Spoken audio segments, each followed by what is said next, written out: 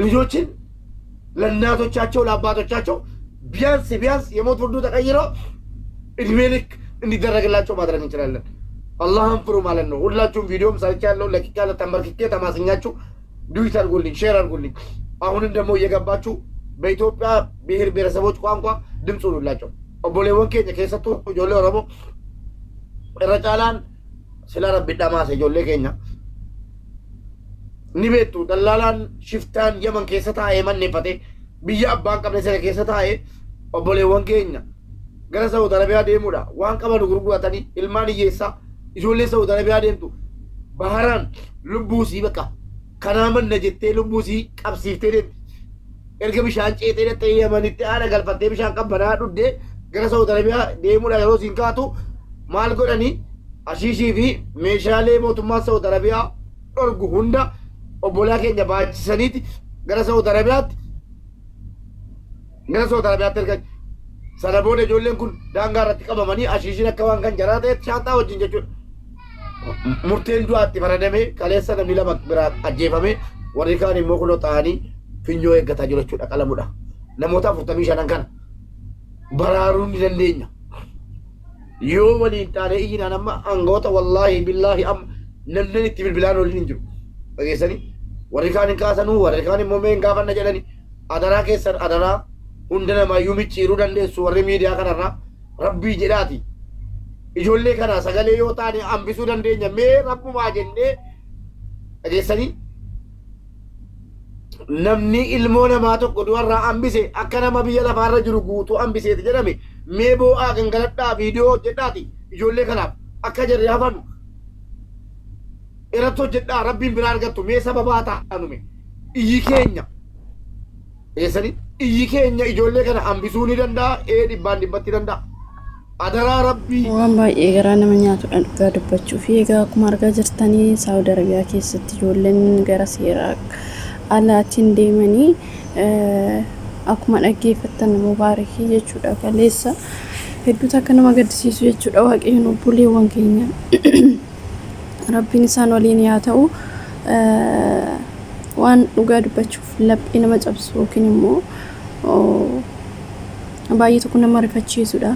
Egaa ijoolleen kuni hunda laganna jedhaniiti yaa'u jireenya Itoophiyaa ni beektu nama ammaarrarti yeroo ammaarramanii immoo gara itti deeman hin beekani kanuma filataniiti jechuudha kan hin duuna yookiin hin jiraanne kan jedhaniiti kan biyyaa ba'anii egaa carraan isaanii kana ta'e waaqayyoon waan hunduma keessatti isaan waliin yaa ta'u isaaniif yaa mirmatu egaa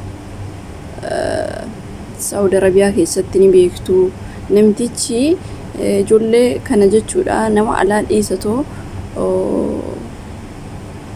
nama isaatiif dantaa qabaachaa hin jiru jechuudha akkuma argaa jirtanii namtichi mootummaan Saudi Arabia namootuma isaatiif dantaa hin qabu jechuudha waan akkanaa kun immoo baay'ee matifoodha ijoolleen kuni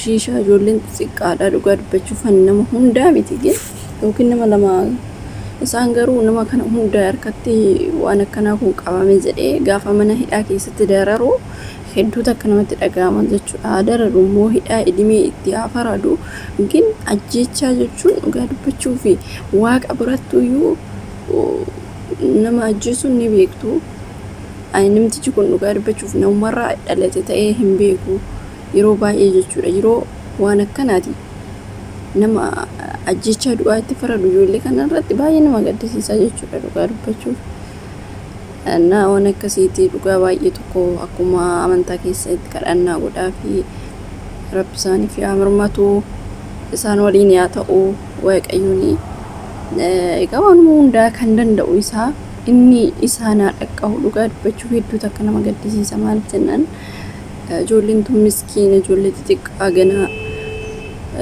kaayyoo guddaa qabanii hin jijjiiramnaa biyya keenya san keessaa biyya halkan dhiisanii guyyaa dhiisanii halkan keessaa badan ijoolleen ammaa ramtee waan hojjetan dhabanii kan baratee hojii dhabee barataan akkatti baratu dhabee yeroo ammaa kanatti siqaayee meeqa arganii ijoolleen biyya ba'an odoo mootummaan keenya gaarii ta'ee ijoollee sun biyyaa hin ba'anii gaamitti miti kan isaan biyyaa ba'anii rakkatanii maal jedhanii odoo ijoolleen tuni waan hojjettu qabaatte yookiin immoo biyya isheetirraa waan baatu nama araramtuu jechuudha.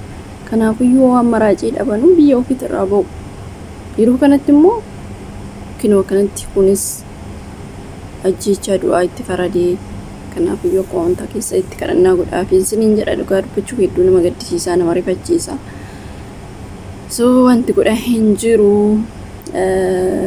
Kun immoo waan badaadhaa gin ijoollee kana oduu isaan hin qabaatin waan akkana kana itti fe'anii oduu irraa fuudhanis gallakkisanii maal rakkoo qaba oduu ta'eeyyuu jechuudha. Waan akkana kana immoo waan ajjeechaa fidee miti. Kanaafuu oduu irraa fuudhanii idimee likkii hidhamanii ijoolleen kun yaa ta'u ajjeechaa likkii amma kun ijoollee lama ajjeesanii fannisanii jiranii. Waaqayyoon lubbuu isaanii amaaruu hedduu ta'e akka nama gaddisiisa dhugaa dubbachuu fi wanti godhaa hin jiru. Kanaafiyyuu kadhannaa keessanii yaadadhaa ijoollee xixiqqaa ganaa dhugaa dubbachuuf kunis kan biyya ofiitii ba'uu miti kan sammuu keessatti yaaduyyuu miti. Yaa ta'u kan jireenyi Itoophiyaa isaan jibbisiistee isaan ammaarrarte kanaaf jaalatanii biyyaa hin baane ijoolleen kuni. So biyyaa ba'anii isin tasaa kaanee kinoo akkana ta'aniitii jiru. Baay'ee takka nama gaddisiisa dhugaa dubbachuuf waan jedhanna wallaalchisa. Waaqayyo isaan isaaf argu namticha ijoolleen teenya akkanatti bakkuma hundatti akkuma baala barzaa fi harcaa dhiiraa dubartii hin qabu.